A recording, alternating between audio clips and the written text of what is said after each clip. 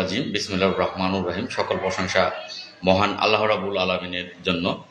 আল্লাহ রাসূলের নাম স্মরণ করিয়া আমার ফেসবুক আইডির মাধ্যমে আমি বাংলাদেশের অন্তর্বর্তীকালীন সরকার প্রধান উপদেষ্টা ডক্টর ইউনূস স্যারের উদ্দেশ্যে বার্তা প্রেরণ করার জন্য কিছু কথা বলবো। স্যার, আপনি আসলেই অত্যন্ত ভালো মনের মানুষ। আপনাকে আমরা বাংলাদেশের প্রধান উপদেষ্টা হিসেবে পেয়ে সত্যি ধন্য। এটা আমরা কখনো আশাও করতে পারিনি যে আপনার মতো মানুষকে আমরা বাংলাদেশের প্রধান উপদেষ্টা হিসেবে পাবো। লক্ষতে একজন মানুষ হয় না যে অন্যের কথা চিন্তা করে, 1,00,000-এর মধ্যে এমন মানুষ একজনও পাওয়া যায় না। কোটিতে একজন মানুষ পাওয়া যায় যে নিজের জন্য যুদ্ধ করে না, অন্যদের জন্য যুদ্ধ করে, এমন মানুষ কোটিতে একজন পাওয়া যায়। আপনি নোবেল বিজয়ী, শান্তি বিজয়ী একজন ব্যক্তি। আপনি কোটির মধ্যে একজন যদি তুলনা করি তাও ভুল হবে। আপনি 10 কোটি মানুষের মধ্যে একজন ব্যক্তি। আপনাকে আমরা বাংলাদেশের প্রধান উপদেষ্টা হিসেবে পেয়েছি, সেটা আরেকটি কারণ আছে। সেই কারণটা হচ্ছে যারা জ্ঞানী, গুণী, বিচক্ষণ, শিক্ষিত ছাত্র সমাজ, সেই ছাত্রদের কারণেই আপনাকে আমরা আমাদের সৌভাগ্য হয়েছে প্রধান উপদেষ্টা হিসেবে বাংলাদেশে পেয়েছি। এর সমস্ত ক্রেডিট বাংলাদেশ ছাত্র সমাজের। আমি ছাত্র সমাজের প্রতি সত্যি কৃতজ্ঞ যে ছাত্ররা এমন একজন মানুষকে নির্ধারণ করেছে বাংলাদেশের উপদেষ্টা হিসেবে যার কৃতিত্ব, যার তুলনা কারোর সাথেই করা যায় না। আমি আপনাকে স্যার, আপনার উদ্দেশ্য করে কিছু কথা আপনাকে জানাতে চাই। আমি যখন ছোট্ট, আমার বয়স 7-8 হবে এমন, তখন বাংলাদেশটা অতি দরিদ্র। এখন আমার বয়স 40 চলে। বাংলাদেশ তখন দরিদ্র সীমার নিচে। গ্রামের প্রত্যেকটা বাড়ি তখন ছনের বেড়া, কাঁচা বাড়ি, ছনের বেড়া, উপরে বড় জোর টিন আছে কিন্তু চারিদিকে ছনের বেড়া।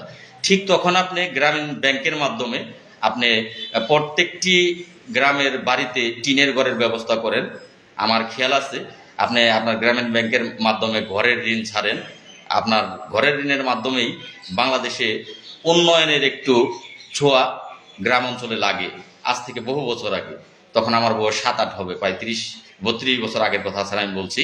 তো সেক্ষেত্রে তখন আপনার এনজিও থেকে লোন করার পর আমার বাড়িতে একটি টিনের ঘর হয়।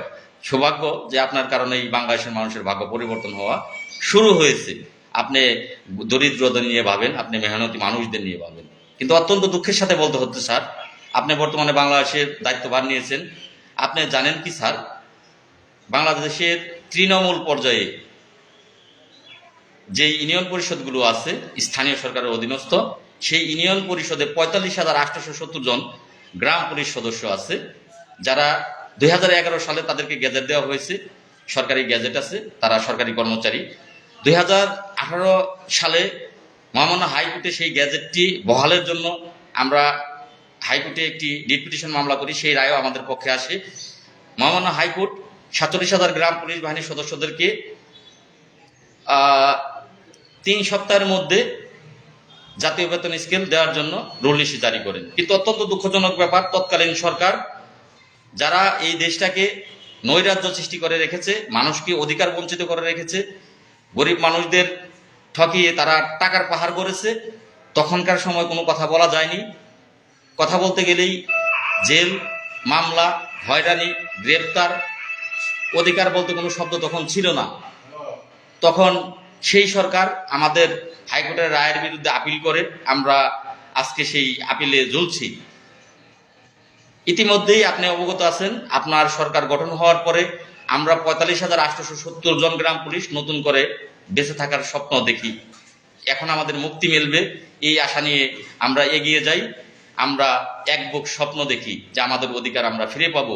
এখন যে মানুষটি এসেছে, আর তারপর সেই মানুষটির সাথে যে কয়জন উপদেষ্টা আছে, প্রত্যেকেই কৃতিত্ব সম্পন্ন ব্যক্তিত্ব। তারা জ্ঞানী, তারা গুণী।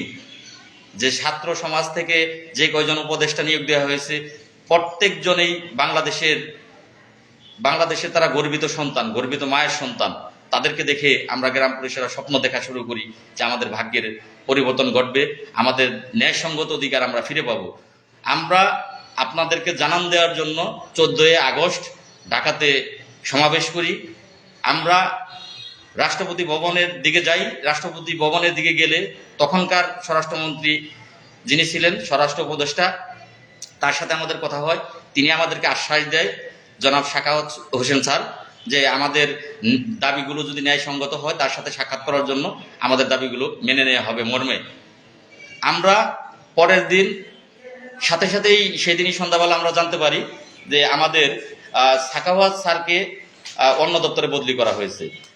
আমাদের ভাগ্যটা আবারও পানির তলে পড়ে যায়, মাটি চাপা হয়ে পড়ে যায়। আমরা স্যারের সাথে সাক্ষাৎ করতে পারি না, আমরা মন্ত্রণালয়ে অবস্থান করি। অবস্থানের পরিপ্রেক্ষিতে আমাদেরকে স্থানীয় সরকারের যুগ্ম সচিব মহোদয় তিনি আমাদের যে দাবি দাওয়াগুলো আছে সেগুলো মেনে নিবে মর্মে আশ্বাস দেন। তার আশ্বাসকে বিশ্বাস করে আমরা বাড়ি ফিরে আসি। তিনি 2 মাসের মধ্যে আমাদের সমস্ত দাবি দাওয়া মেনে নেবে মর্মে আমাদেরকে সেখান থেকে বিদায় দেয়, আমরা বাড়ি ফিরে আসি। কিন্তু 2 মাস গিয়ে বর্তমানে 4 মাস চলমান, আমাদের কোনো কাজই কিন্তু তিনি করেননি। বিদায় বাধ্য হয়ে আমরা 8ই ডিসেম্বর ঢাকাতে আবারও সমবেত হয়ে আপনার দ্বারস্থ হওয়ার সিদ্ধান্ত নেই। কিন্তু অত্যন্ত দুঃখের সাথে বলতে হচ্ছে, সারা বাংলাদেশে পূর্বে যেমন যে কোনো ন্যায়সঙ্গত আন্দোলনকে পূর্বের সরকার থামানোর জন্য লকডাউন, শাটডাউন, বিভিন্ন ডাউন দিয়েছে, ঠিক তদ্রুপ গ্রাম পুলিশ বাহিনীর সদস্যদেরকে থামানোর জন্য অলরেডি লকডাউন শুরু হয়ে গেছে। থানায় থানায় শুরু হয়ে গেছে। গ্রাম পুলিশের 8 তারিখে হাজিরা দিতে হবে, থানায় উপস্থিত থাকতে হবে, ডিসি অফিসে উপস্থিত থাকতে হবে, ইউনো অফিসে উপস্থিত থাকতে হবে। কোনো গ্রাম পুলিশ ঢাকায় যেতে পারবে না। আমি জানি যে এই বুদ্ধিটা যারা করেছে গ্রাম পুলিশের অধিকার বঞ্চিত রাখার জন্য, অধিকার থামিয়ে রাখার জন্য, গ্রাম পুলিশকে নির্যাতিত করে রাখার জন্য, তারা অবশ্যই অবশ্যই আপনি না, এবং আপনার সাথে যারা ছাত্রদের মধ্যে থেকে উপদেষ্টা আছে তারাও না। আমার জানা মতে বর্তমান যারা উপদেষ্টা আছে তারা প্রত্যেকেই বাংলাদেশের মেহনতি মানুষের কথা ভাবে, বাংলাদেশের অধিকার বঞ্চিত মানুষের অধিকার ফিরিয়ে দেওয়ার জন্যই তারা, বাংলাদেশের সকল বৈষম্য দূর করার জন্যই তারা। এই বুদ্ধি হয়তো বা অন্য কোনো আমলার, কারণ যারা আমলা তারা এই বাংলাদেশে আমলাই থেকে যাচ্ছে, তাদের ছেলে সন্তান যারা আছে তাদেরকেও আমলা বানাচ্ছে। আর যারা কামলা তারা সারা জীবন কামলা দিয়েই খাচ্ছে, তাদের ছেলে মেয়ে যারা আছে তাদেরকেও কামলা দিয়েই খেতে হচ্ছে। স্যার আপনার কাছে প্রশ্ন, আপনিই বলেন। আমি জানি যে আমার আইডিটা এখন অনেকেই যারা বড় বড় ব্যক্তিত্ব আছেন পুলিশ থেকে শুরু করে সকলে আমার আইডিটা এখন ফলো করেন, দেখেন। আপনাদের বিবেকের কাছে প্রশ্ন রইল, 6500 টাকা বেতন দিয়ে কোনো একটা পরিবার বর্তমান সময়ে চলতে পারে কিনা? আমার গায়ে পুলিশের পোশাক, গ্রাম পুলিশ লেখা, পোশাকটা সরকার আমাদেরকে দিয়ে থাকে। আমরা 24 ঘন্টা রাষ্ট্রের দায়িত্বে নিয়োজিত থাকি। আমাদেরকে 6500 টাকা বেতন কোন আইনে দেওয়া হচ্ছে? শ্রম আইনে বেতন দিতে গেলে বাংলাদেশের শ্রম আইন, যা জনসাধারণের জন্য কার্যকর, বেসরকারি প্রতিষ্ঠানের জন্য কার্যকর, সেই আইনে বেতন দিতে গেলে আমাদেরকে বেতন দিতে হতো 12,500 টাকা। আর যেহেতু আমার গায়ে সরকারি পোশাক, 24 ঘন্টা আমি সরকারি দায়িত্বে নিয়োজিত থাকি, তাহলে আমাকে বেতন দেওয়ার কথা সরকারের সর্বনিম্ন স্তর যেটা আছে সেই স্তরে বেতন দিতে গেলেও আমাকে 20,100 টাকা বেতন দেওয়ার কথা। কিন্তু দুঃখজনক ব্যাপার, আমাদেরকে বেতন তা না দিয়ে 6500 টাকা বেতন দেওয়া হচ্ছে। আপনিই বলেন 6500 টাকা বেতন দিয়ে কোনো পরিবার চলতে পারে কিনা?